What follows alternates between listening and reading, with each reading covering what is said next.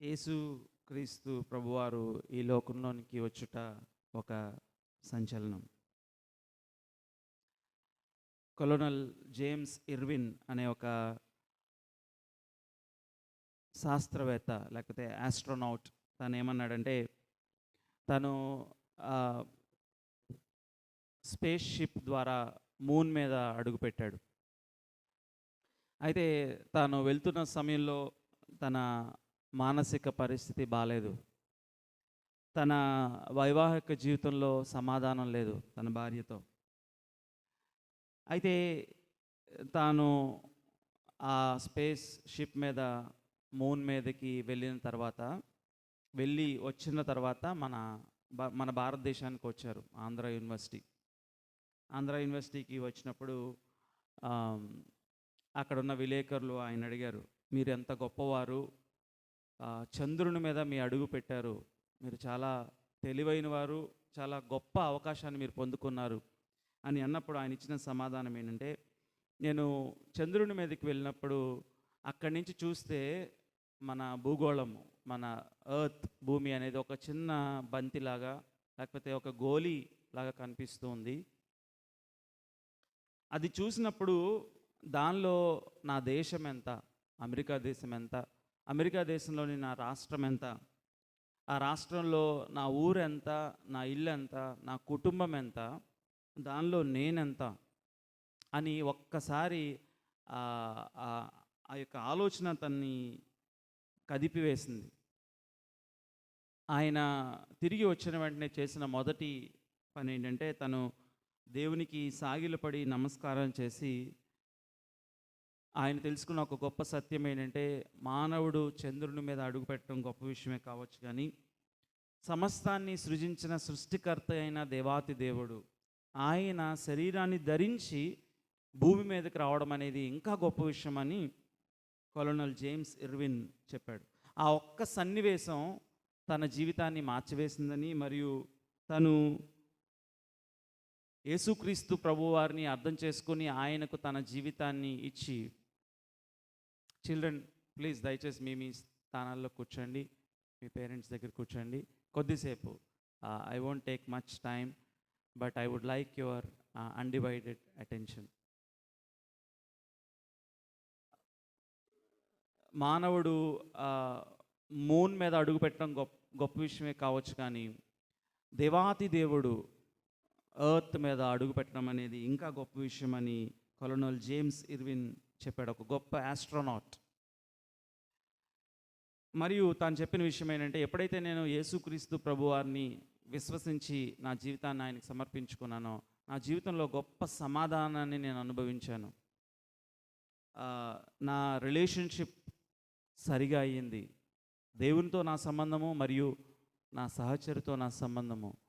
నేను ఇప్పుడు నాసా నుంచి రిటైర్ అయ్యాను, కానీ I'm very peaceful in my life. ప్రపంచవ్యాప్తంగా వెళ్ళి నేను చెప్పేది, నేను మూన్ మీద అడుగు పెట్టానని కాదు, కానీ యేసుక్రీస్తు ప్రభు వారి గురించి ఇతరులకు తెలియచేస్తున్నాను అని కొలోనల్ జేమ్స్ ఇర్విన్ చెప్పారు. ఈ ఉదయకాల సమయంలో యోహాను సువార్త 1వ అధ్యాయంలోని 14వ వచనం, ఒక్క వచనం మాత్రమే మీ ముందు ఉంచి నేను కొన్ని విషయాలు మీకు జ్ఞాపకం చేయాలని ఇష్టపడుతున్నాను. యోహాను సువార్త 1వ అధ్యాయం 14వ వచనం. ఆ వాక్యము శరీరధారి అయి కృపాసత్య సంపూర్ణుడిగా మన మధ్య నివసించను. తండ్రి వలన కలిగిన అద్వితీయ కుమారుని మహిమ వలె మనము ఆయన మహిమను కనుగొంటిమి. ప్రార్థన చేసుకుందాం.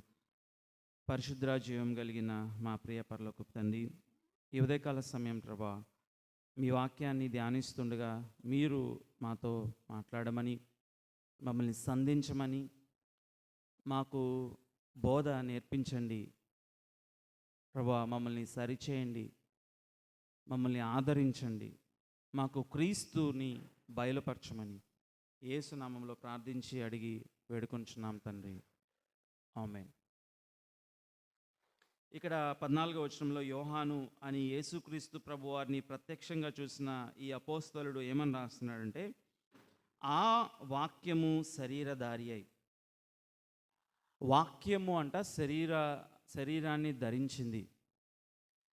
ఈ ఈ ఈ వచనంలో నుంచి నేను 3 విషయాలు మాత్రమే నేను మీతో పంచుకోవాలని ఇష్టపడుతున్నాను. మొదటిది ఆహ్, వాక్కు, వాక్యము, వర్డ్ ఆఫ్ గాడ్. అయితే ఇది యేసుక్రీస్తు ప్రభువారికి దేవునికున్న సంబంధం గురించి మాట్లాడుతున్నాడు అపోస్తలుడైన యోహాను. ఇది ఆ వాక్యము శరీరధారి అన్నది మనం అర్థం చేసుకోవాలంటే ఒకసారి మొదటి వచనంలోనికి వెళ్ళాలి. ఇదే యోహాన్ రాస్తూ ఇదే అధ్యాయంలో మొదటి వచనంలో ఏమన్నాడంటే, ఆదియందు వాక్యం ఉండెను, వాక్యము దేవుని యొద్ద ఉండెను, వాక్యము దేవుడై ఉండెను. ఆయన ఆదియందు దేవుని యొద్ద ఉండెను, సమస్తమును ఆయన మూలముగా కలిగెను, కలిగినదేదియు ఆయన లేకుండా కలుగలేదు. ఏమంటున్నాడంటే ఈ వాక్యము శరీరధారి అయి వచ్చిందంటున్నాడు. కానీ ఈ వాక్యం ఏంటో వివరిస్తూ ఉన్నాడు మొదటి వచనంలో. ఈ వాక్యం అంట ఆది యందు ఉందంట. అయితే వాక్యము అంటే ఏంటి అనే సందేహం కలుగుతుంది. మామూలుగా వాక్యం అంటే తెలుగులో మనకు అర్థమైనంటే మాట, లేకపోతే పలుకు, లేకపోతే ఇంకా కొంచెం ముందుకు వెళ్ళి మనం ఏమనుకోవచ్చు అంటే దీన్ని కూడా మనం వాక్యము అని అంటాం. బైబిల్ గ్రంథము వాక్యము. మరి ఆది యందు వాక్యము ఉండేనంటే ఈ వాక్యము దేవుని యొద్ద ఉందా, బైబిల్ దేవుని యొద్ద ఉందా, అది ఆ వచనం యొక్క అర్థమా అంటే కానే కాదు కదా. ఈ బైబిల్ దేవుడు మనకు అందించిన ఆయన మాటలు, కానీ ఇది ఆది యందు దేవుని యొద్ద లేదు. మరి ఏంటి ఈ వాక్యము ఆది యందు ఉందంట. ఆది అంటే మనం మొదటిగా ఆది అంటే ఏంటో అర్థం చేసుకోవాలి. ఆదికాండం 1వ అధ్యాయం 1వ వచనంలో ఆది యందు దేవుడు భూమి ఆకాశములను సృజించను అంటే ఈ చూస్తున్న ఈ సృష్టి అంతటిని కలుగు చేసిన సమయంలో ఈ వాక్యము ఆది యందు ఉందంట. అయితే ఇది పలుకు కాదనుకుంటున్నాం, లేకపోతే ఈ వాక్యము ఈ బైబిల్ కాదనుకుంటున్నాం. మరి ఏంటి? యోహాన్ రాస్తున్న సమయంలో గ్రీకులకి ఒక అవగాహన ఉండేది. అదేంటంటే ఈ సృష్టి అంతా ఎలా కలిగిందంటే ఒక శక్తి ద్వారా కలిగింది. దాన్నే లోగోస్ అని అన్నారు. మరి యోహాన్ దాని గురించి మాట్లాడుతున్నాడంటే కానే కాదు, ఒక శక్తి గురించి మాట్లాడటం లేదు. కానీ యోహాను ఒక వ్యక్తి గురించి మాట్లాడుతున్నాడు. అందుకే కొన్నిసార్లు ఈ తర్జుమాని మనం ఎలా అర్థం చేసుకోవాలంటే ఆది యందు వాక్కు ఉండెను, కానీ ఏమంటున్నాడు? ఆ వాక్కు దేవుని యొద్ద ఉండెను, వాక్కు దేవుడై ఉండెను, అది దేవుని యొద్ద ఉండెను, సమస్తమును ఆయన మూలముగా కలిగాను. వాక్కుని ఏమంటాడంటే పర్సోనిఫై చేస్తున్నాడు. ఉదాహరణకు నేను ఈ ఫోన్ని చూసి సడన్గా ఒక వస్తువు అయితే వ్యక్తిగా మాట్లాడను కదా. కానీ ఇక్కడ ఏమన్నాడు? వాక్కు ఉందన్నాడు. ఆ వాక్కు దేవుని యొద్ద ఉందంట, దేవుని యొద్ద ఉన్న వాక్కు. మరియు నెక్స్ట్ పాయింట్ ఏమన్నాడంటే ఆ వాక్యే దేవుడు అంటున్నాడు. తర్వాత ఏమన్నాడు? ఆ వాక్కు ద్వారా దేవుడు సమస్తాన్ని కలుగు చేశాడంట. ఒకవైపు ఏమో దేవుడు అంటున్నాడు, మరొక వైపు వాక్కు అని అంటున్నాడు. ఈ వాక్కు దేవుని యొద్ద ఉన్నది, మరియు ఈ వాక్కు ద్వారా దేవుడు సమస్తాన్ని కలుగు చేశాడు. మనకి ఆ వాక్కుని పరిచయం చేస్తున్నాడు యోహాన్.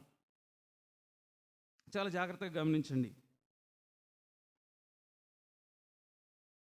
దేవుని యొద్ద ఉండెను, ఆ వాక్కు దేవుడై ఉండెను. దేవుని యొద్ద ఉండటం అంటే ఏంటంటే ఇంగ్లీష్లో వాడబడిన పదం ఏంటంటే this word was with God. గ్రీక్లో వాడబడిన పదం ఏంటంటే దిస్ వర్డ్ ప్రోస్ గాడ్.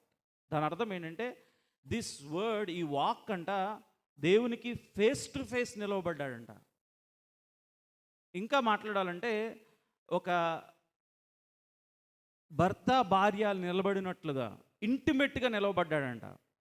ఇంకా మాట్లాడాలంటే ఒక ఎంగేజ్డ్ అయిన కపుల్ ఎట్లయితే ఐస్ లాక్ చేసుకుంటారో అలా నిలవబడ్డాడంట. ఈ ఈ ఈ ఈ పదం యొక్క భావం అది. ఈ వాక్కు దేవుని యొద్ద ఉండానంటే he was very intimate with God himself అంటూ ఏమంటాడంటే ఈ వాక్ ఏదో సెకండరీ బీయింగ్ అంటలేదు, ఈయన దేవుడే అయి ఉన్నాడు. మరియు అంటున్నాడు, మీకు మొదట్లో తెలియజేయబడింది కదా బైబిల్లో, సమస్తము కలిగింది ఆయన ద్వారా అని. అది కలిగింది ఈ వాక్కు ద్వారానే. కలిగి ఉన్నది ఏది ఆయన లేకుండా కలుగలేదు. మనం చూస్తున్న చెట్లు, జంతువులు, సూర్యుడు, చంద్రుడు, నక్షత్రములు, ఈ విశ్వం అంతయు బైబిల్ స్పష్టంగా తెలియజేస్తున్న విషయం ఏంటంటే ఇవి ఆయన ద్వారా కలిగినవి. బైబిల్ తావివ్వనిది ఎందుకంటే థియరీకి బైబిల్ తావివ్వలేదు. స్టీఫెన్ హాకింగ్ అనే ఒక ఆస్ట్రోఫిజిసిస్ట్ ఏమని చెప్పాడంటే, ఈ సృష్టి అంతా ఎలా కలిగిందంటే ఒక మహా విస్ఫోటనం జరిగింది, దాని వెనక ఒక కాస్మిక్ ఎగ్ ఉంది. ఆ కాస్మిక్ ఎగ్ ఎలా కలిగిందంటే అది ఒక అలా ఉంది అంతే. ఆ శక్తి మొత్తానికి ఏదో శక్తి ఉంది వెనకాల అని స్టీఫెన్ హాకింగ్ చెప్పాడు. బైబిల్ ఏం చెప్తుందంటే ఏదో ఉందని చెప్పడం లేదు. ఆది యందు దేవుడు భూమి ఆకాశములను సృజించెను. Only Bible can answer that question. ఉదయకాల సమయంలో ఇంకా బైబిల్ ముందుకెళ్ళి ఏం చెప్పిందంటే ఆయన సృజించింది దేని ద్వారా అంటే వాక్కు ద్వారా సృజించాడు. వాక్కు ద్వారా. వాక్కు అంటే వ్యక్తి ద్వారా. వాక్కు అంటే కేవలం ఆయన స్వరం ద్వారా మాత్రమే కాదు, ఆయన సామెతల గ్రంథంలో తెలియజేయబడినట్లు ఆయన విజ్డమ్ ద్వారా మాత్రమే కాదు, ఆయన ఒక వ్యక్తి ద్వారా సమస్తాన్ని సృజించాడు. ఇప్పుడు కిందకు వచ్చి చూద్దాం. ఈ ఫేస్ టు ఫేస్ దేవుని యొద్ద ఉన్నవాడు మరియు దేవుడై ఉన్నవాడు, సమస్తము ఆయన మూలముగా కలిగిన ఈ వ్యక్తి 14వ వచనంలో ఏం తెలియజేయబడిందంటే ఆ వాక్కు శరీరధారి అయి, ఈ వాక్ అంట శరీరాన్ని ధరించుకుంది. ఎల్లప్పుడూ దేవుని యొద్ద ఉన్నవాడు ఈ శరీరము అన్న పదాన్ని వాడటంలో he became God became flesh. శరీరాన్ని ధరించుకోవడానికి గల కారణం ఏంటంటే సాధారణంగా శరీరము అన్న పదము బలహీనతకు గుర్తు. శరీరాన్ని ధరించుకోవడం అంటే ఆకలి కలిగి ఉండటం, దాహము కలిగి ఉండటం, మన శరీరానికి దెబ్బ తాకుతుంది.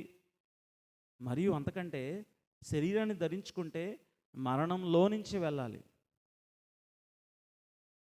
ఈ వాక్కు ఎల్లప్పుడూ దేవుని వద్ద ఉన్నవాడు దేవుడై ఉన్న ఈ వాక్కు శరీరాన్ని ధరించుకోవడం ఏంటి మనకు ఆశ్చర్యం కలిగించవచ్చు.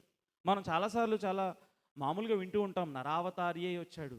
కానీ the one who is for ever, for eternity, who knows no pain, ఈయన శరీరాన్ని ధరించుకోవడానికి ఎందుకు కారణం ఏంటి? కారణం ఏంటంటే మానవాల్ని విమోచించడానికి, మనల్ని మన పాపము నుంచి విముక్తి చేయాలంటే ఓన్లీ వే ఏంటంటే గాడ్ షుడ్ టేక్ ఫ్లెష్.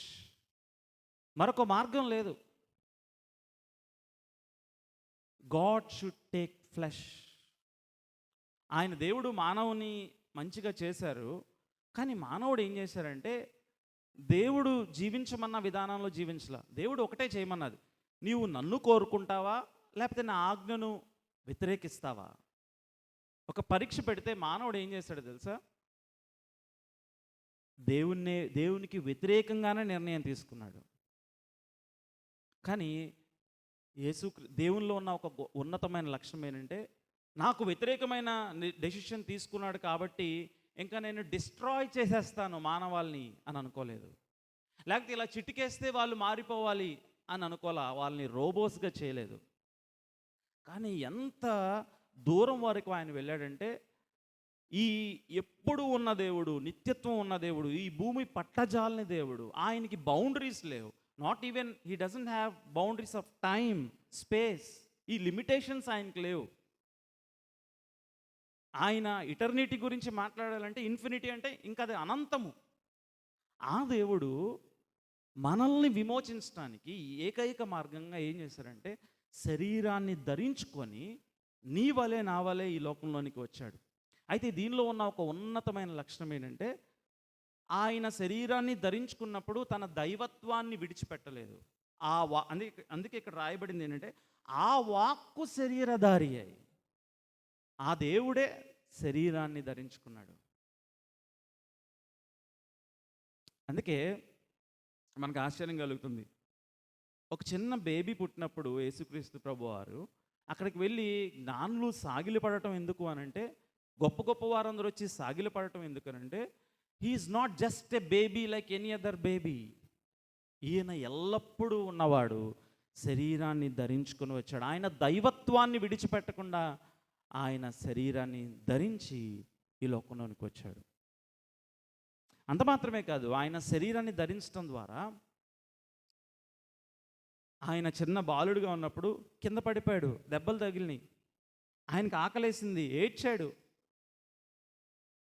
అంటే మానవ లిమిటేషన్స్ని తనకు యాడ్ చేసుకున్నాడు. ఒక్కటి తప్ప, పాపం తప్ప. కారణం ఏంటంటే ఆయన జన్మించినప్పుడు కూడా ఆ ఆది పితరుల నుంచి వంశ పారంపర్యంగా వస్తున్న పాపం లేదు. ఎందుకు కారణం ఏంటి చెప్పండి? ఆయన కన్యక గర్భవతి అయి కుమారుని కనెను. దేవుడు ఏం చేశారంటే సాధారణ రీతిగా మానవుడు పుట్టే విధానంలో కాకుండా తన కుమారుని ఈ లోకంలోనికి పంపించడానికి ఆ వంశ పారంపర్యంగా తండ్రి పితరుల నుంచి వస్తున్న పాపము ఆయనకు అంటకూడదని కన్యక గర్భవతి కుమారుని కనుట ద్వారా ఆయనలో పాపము లేదు.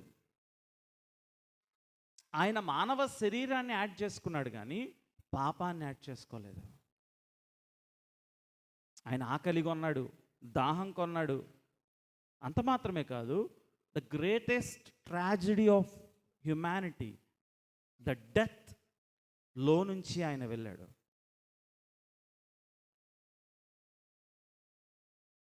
అయితే మనకు ఒక సందేహం కలగచ్చు, ఆయనలో పాపం లేదు కదా, మరి ఆయన ఎందుకు మరణంలో నుంచి వెళ్ళాలి?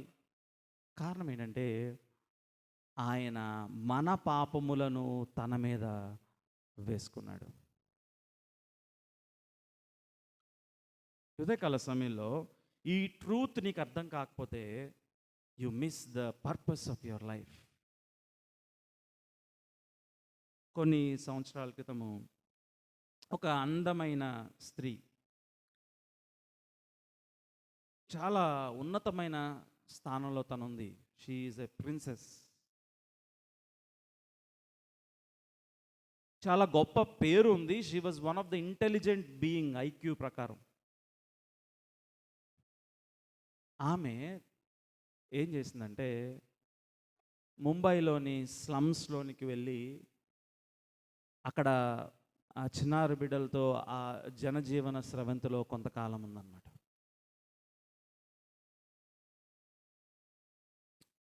ఇక్కడ ఒక మాట అంటాడు, ఆ వాక్కు శరీరధారి కృపాసత్య సంపూర్ణుడిగా మన మధ్య నివసించను, తండ్రి వలన కలిగిన అద్వితీయ కుమారుని మహిమ వలె మనం ఆయన మహిమను కనుగొంటిమి. థర్డ్ థింగ్ ఏంటంటే యోహాన్ అంటున్నాడు, ఫస్ట్ థింగ్ ఏంటంటే ఆ వాక్కు దేవునితో యేసయ్యకున్న సంబంధము, ఈ యేసయ్య ఈ వాక్కు శరీరధారి ఈ లోకంలోనికి వచ్చింది. Second thing, God's Christ relationship with this humanity.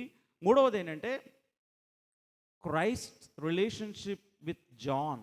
యోహాను ప్రత్యక్ష సాక్ష్యం అంటే ఆయన మహిమను మేము కనుగొన్నాం. ఆ మహిమ ఏంటంటే ఆ ఉన్నతమైన స్థానాన్ని విడిచిపెట్టి ఆయన గ్లోరీ ఎలా రిఫ్లెక్ట్ అయిందంటే ఈ సామాన్యమైన మనుషుల మధ్య జీవించడం ద్వారా ఆయన గ్లోరీ యాంప్లిఫై అయింది, ఆయన గ్లోరీ కనిపించింది. ఆ ప్రిన్సెస్ డయానా తను ముంబైలోని స్లమ్స్లోనికి వెళ్ళి జనజీవన స్రవంతిలో కలిసి తాను జీవించినప్పుడు ఆమె గ్లోరీ తగ్గలేదు. In fact her glory was revealed. Yesayya తన దైవత్వాన్ని విడిచిపెట్టకుండా మానవ శరీరాన్ని ధరించి ఆయన జన్మించినప్పుడు కూడా మనం చూస్తాము, ఆయన ప్యాలెస్ని చూస్ చేసుకోలేదు. ఒక సామాన్యమైన పశువుల తొట్టెలో ఆయన జన్మించడం ద్వారా he has identified himself with the poorest of the poor. మరియు ఆయన జన్మించినప్పుడు ఆ శుభవార్త మొదటగా తెలియజేయబడింది ఎవరికంటే గొప్పవారికి కాదు, గొర్రెల కాపరులకు, గొల్లలకు.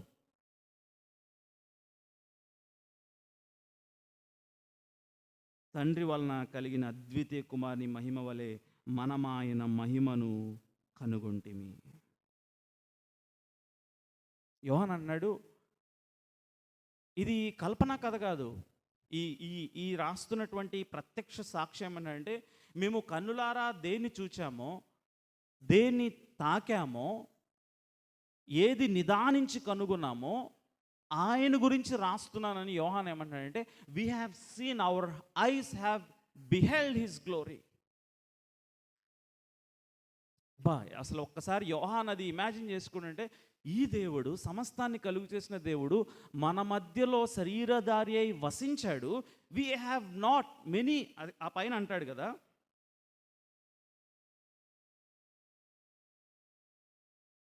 పదకొండవ వచనం, ఆయన తన స్వకీయుల వద్దకు వచ్చాడు, ఆయన స్వకీయులు ఆయన అంగీకరింపలేదు. ఆయన వారి మధ్యలో నడిచాడు, they could not see his glory. కారణం ఏంటంటే ఆయన చుట్టూరు ఒక లైట్, మనం చూస్తాం కదా క్యాలెండర్స్లో, వాటిలో ఒక పెద్ద లైట్ ఇలా అయ్యేం లేదు. He was a normal human being. తన స్వకీయుల వద్దకు వచ్చాడు, కానీ వారు ఆయన మహిమను కనుగొనలేకపోయారు. యోహాన్ అన్నాడు, I have seen him, his glory has touched మీ. దాన్ని గురించి నేను సాక్ష్యం ఇస్తున్నాను. ఈ ఉదయకాల సమయంలో క్రిస్మస్ అంటే ఏంటో తెలుసా? You see the glory in this person, that he is God himself. ఎవ్వరు కూడా, మీరు గమనించండి, బౌద్ధుడిని అడిగితే నువ్వు దేవుని యొద్ద నుంచి వచ్చావా అని అంటే, బౌద్ధుడు ఏమనేవాడంటే, నువ్వు బ్రహ్మ నుంచి వచ్చావా అని బౌద్ధుడిని అడిగితే బౌద్ధుడు ఏమంటాడంటే, నువ్వు ఇన్ఫాక్చువేషన్లో ఉన్నావు, నువ్వు ఇమాజినేషన్లో ఉన్నావు, నువ్వు రియాలిటీలో లేవు. నేను సాధారణమైన మానవుడిని, నిర్వాణ కోసం ఎదురు చూస్తున్నాను అని బౌద్ధుడు అంటాడు. మొహమ్మద్ ప్రవక్త దగ్గరికి వెళ్ళి నువ్వు అల్లావా అని అడిగితే, సిఎస్ లూయిస్ అనే ఒక భక్తుడు ఏమంటాడంటే, మొహమ్మద్ ప్రవక్త దగ్గరికి వెళ్ళి నువ్వు అల్లావా అని అడిగితే ఏమంటాడంటే, కత్తి తీసుకొని నీ తలను నరికేస్తాడు. ఎందుకంటే అల్లాతో సమానమైన వాడు ఎవడునూ లేడు. కన్ఫ్యూషియస్ దగ్గరికి వెళ్ళి నువ్వు అడిగితే ఆయన ఏమంటాడంటే, are you from the heaven అని నువ్వు అంటే, no I am not. Yesayya దగ్గరికి వెళ్ళి నీవు దేవుడివా అని అడిగితే యేసయ్యమంటాడంటే, నన్ను చూచిన వాడు తండ్రిని చూసినట్లే. ఎ బోల్డ్ స్టేట్మెంట్. ఇన్ఫ్యాక్ట్ ఆయన్ని సిలువ ఎందుకు వేశారో తెలుసా? ఆయన దేవుడు అని చెప్పుకున్నందుకే తన ప్రజలే ఆయన సిలువ వేశారు. You know what Christmas is? Christmas is not something that we celebrate. Christmas is something that happens in our heart. Christ is born in our heart. We behold his glory. ఈ యేసయ్యలోని దైవత్వాన్ని గమనించుటయే. ఇక్కడ చాలా లిటరరీ ప్లే చేస్తా ఉన్నాడు యోహాన్. ఏమన్నాడంటే, తన సాక్ష్యం ఇస్తున్నాడు, అదే సమయంలో మరొక యోహాన్ని ప్రవేశపెడుతున్నాడు. తనేమన్నాడంటే, ఈ యోహాన్ ఏమన్నాడంటే, నేను ఆయన్ని చూశాను, ఆయన మహిమను చూశాను, ఆయన కృపాసత్య సంపూర్ణుడిగా మా మధ్య వసించుట చూశానని ఒక పక్కన తన సాక్ష్యం చెప్తూ, మరొక బాప్తిస్మం ఇచ్చి యోహాన్ అన్నాడంట, ఇదిగో లోక పాపమును మోసుకొని పోవు దేవుని గొర్రెపిల్ల.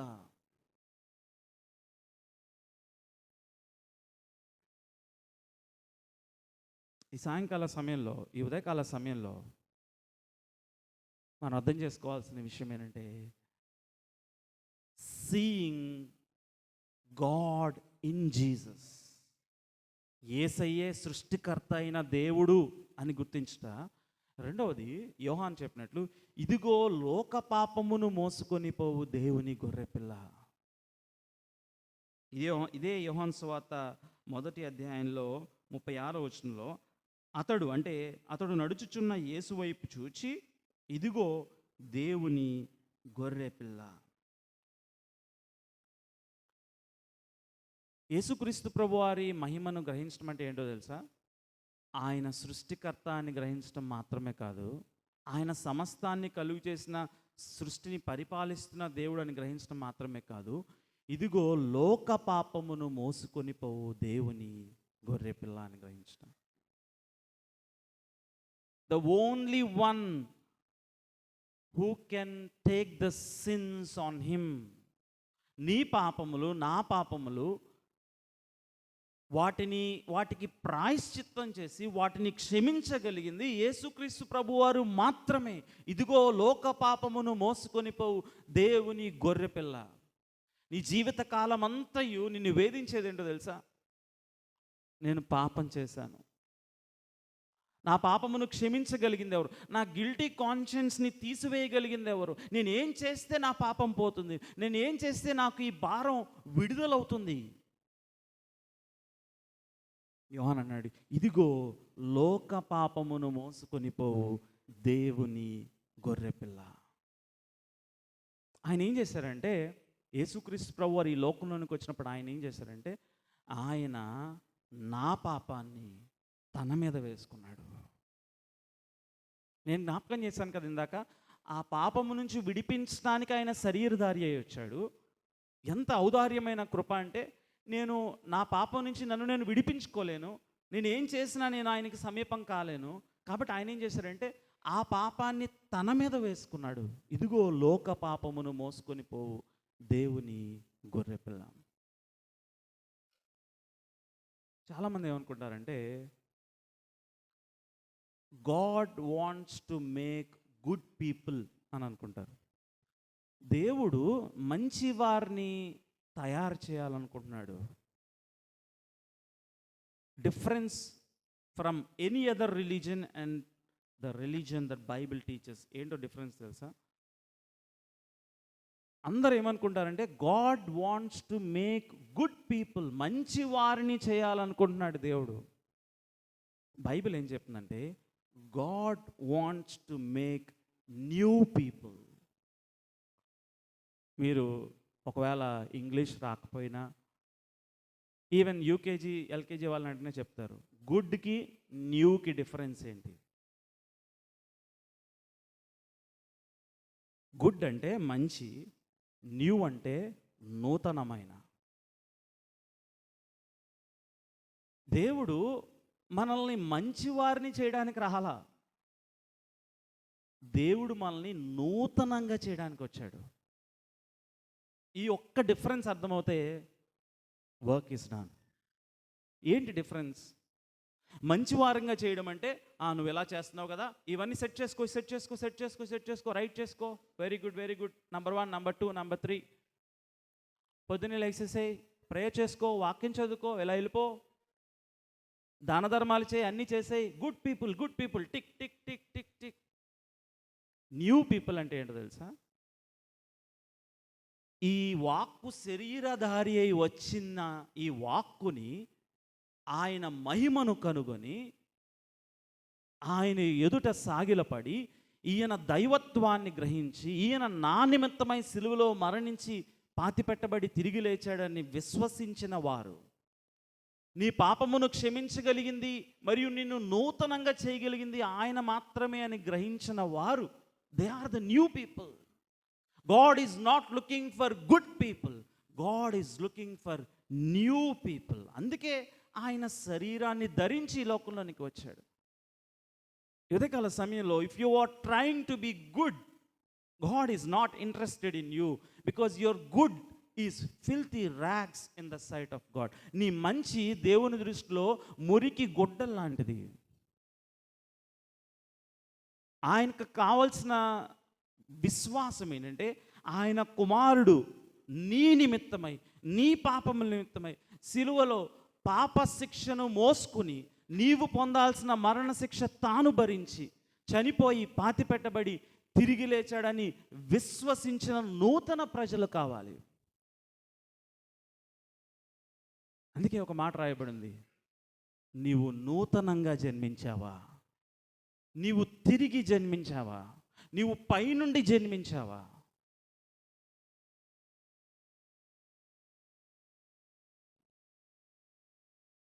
పన్నెండవ వచనం, తన్ను ఎందరు అంగీకరించారో వారికందరికీ తన నామమందు విశ్వాసముంచు వారికి దేవుని పిల్లలగుటకు ఆయన అధికారము అనుగ్రహించెను.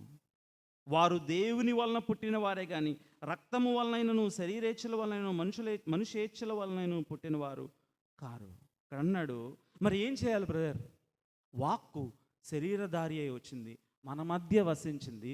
యోహాన్ అంటున్నాడు, నేను ఆయన మహిమను చూశాను. బాప్తిస్మము ఇచ్చి యోహాన్ అంటున్నాడు, ఇదిగో లోక పాపమును మోసుకొని పోవు దేవుని గొర్రెపిల్ల. మరి నేనేం చేయాలి? ఈ ఉదయకాల సమయంలో ఈ క్రిస్మస్ దినాన్ని నేనేం చేయాలి? What should I do? నేను ఎలా ఉండమంటారు? తన్ను ఎందరు అంగీకరించితురో వారందరికీ దేవుని పిల్లలగుటకై ఆయన అధికారం ఇచ్చి. నువ్వు చేయాల్సిన ఏంటంటే, తన్ను ఎందరు అంగీకరించిరో, you only have to accept him as your lord and saviour. Gift ఇక్కడ రెడీగా ఉంది. నువ్వు చేయాల్సింది ఏంటంటే విశ్వసించడం మాత్రమే.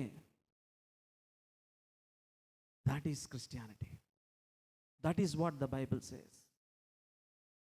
తన్నెందరు అంగీకరించరో వారందరికీ. ఉదయకాల సమయంలో do you behold the glory in Jesus? ఈ సాధారణమైన పాలస్తీనాలో అతి సామాన్యుడిగా 33.5 సంవత్సరాలు బ్రతికిన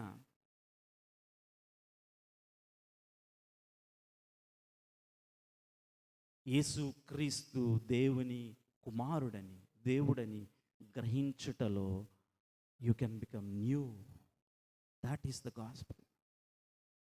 అందుకే చాలామంది అడిగే ప్రశ్న ఏంటంటే, బ్రదర్ వాళ్ళని చూస్తున్నాము, వాళ్ళు బాగాలేదు, వాళ్ళ జీవితాలు బాగాలేదు, అందుకే నేను యేసయ్య దగ్గరికి రావట్లేదు.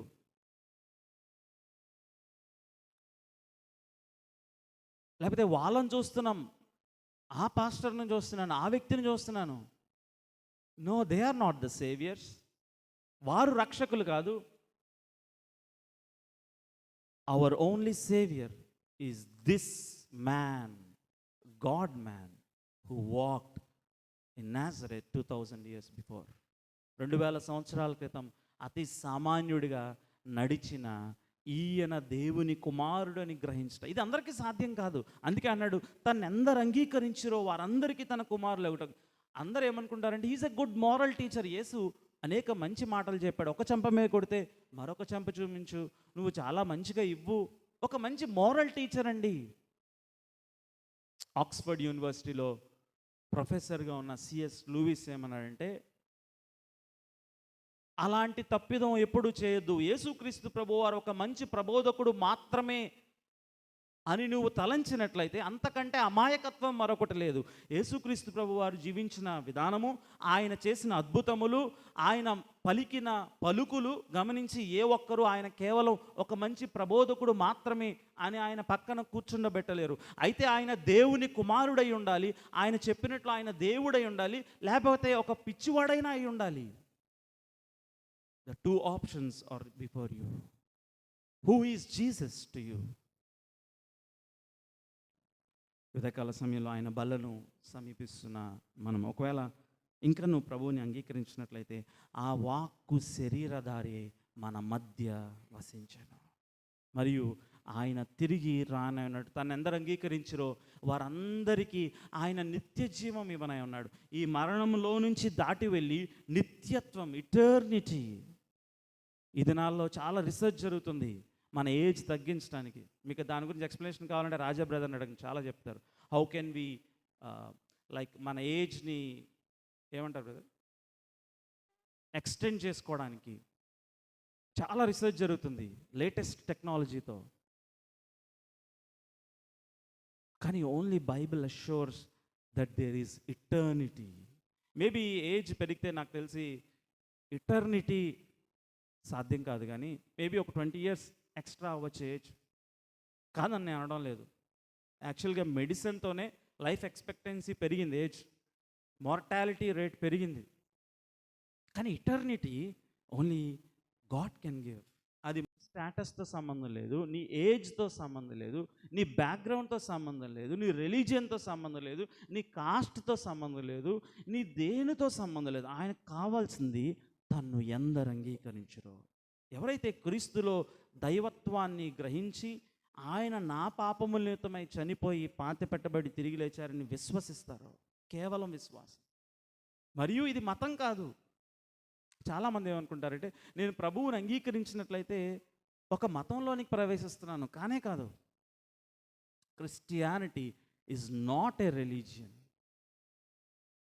ఉదయకాల సమయంలో ఆ వాక్కు శరీరధారి అయి కృపా సత్య సంపూర్ణుడిగా మన మధ్య నివసించును. తండ్రి వలన కలిగిన అద్వితీయ కుమారుని మహిమ వలె మనము ఆయన మహిమను కనుగొంటిమి. ప్రార్థన చేసుకుందాం. Let us pray together.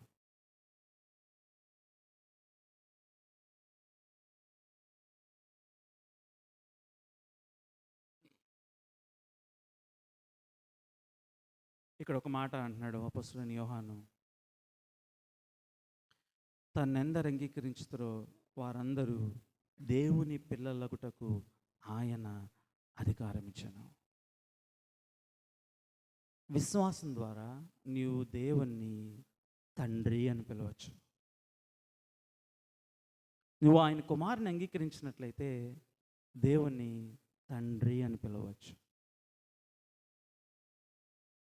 You become part of God's family. ఉదయకాల సమయంలో నేను ఒంటరిగా ఉన్నాను. నాకు ఈ జీవితం మీద సంతోషం లేదు.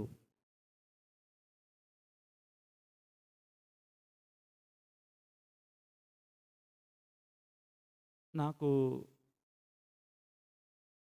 అర్థం కావడం లేదు. I don't know the purpose of my life. ఇంత స్పష్టంగా నీకు తెలియజేయబడింది.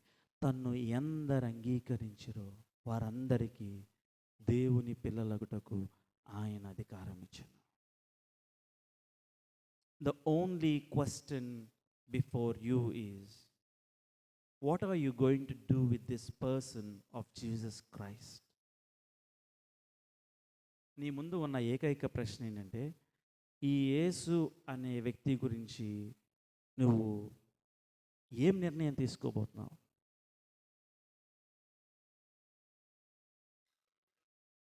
Either he is God, he is only God, or he is nothing. ఈ రెండు ఆప్షన్సే ఉన్నాయి. అయితే ఆయన మాత్రమే రక్షకుడు, దేవుడు, ప్రభువు, లేకపోతే ఆయన ఏం కాదు, 2000 సంవత్సరాల క్రితం సాధారణంగా వచ్చాడు, జీవించాడు, చనిపోయాడు, ఆయన పునరుద్ధానుడు అయ్యాడో లేదో కూడా తెలియదు, అలా వదిలేయటమే. కానీ యేసయ్యని నువ్వు అంగీకరించాలంటే నీకు విశ్వాసం కావాలి. You need faith. ఉదయకాల సమయంలో ప్రభువు స్పష్టంగా నీతో మాట్లాడి నీకు ఆ విశ్వాసాన్ని అనుగ్రహించినప్పుడు విశ్వాసం ఉంచు. సందేహాలన్నీ తీసివేసి నీ హృదయాన్ని ఆయనకి ఇవ్వు. రేపటి నుంచి నీ జీవితం ఇంకా అద్భుతంగా మారిపోతుంది.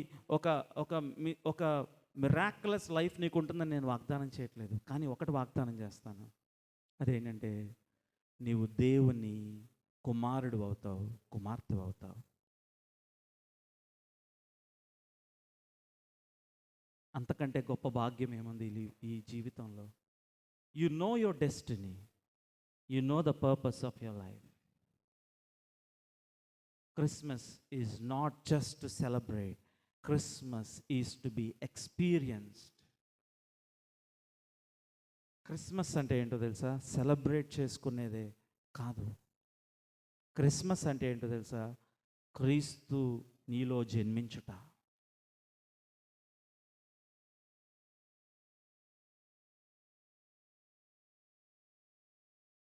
ఆ వాక్కు శరీరధారి అయి మన మధ్య వసించెను. మేము ఆయన మహిమను కనుగొన్నాం. ఆయన కృపా సత్య సంపూర్ణుడిగా మన మధ్య వసించెను. ఆయన బలలో చేయడానికి సిద్ధపడుతున్న మనము పరిశీలించుకుందాం, పరీక్షించుకుందాం, ప్రార్థన చేసుకుందాం. మన మధ్యలో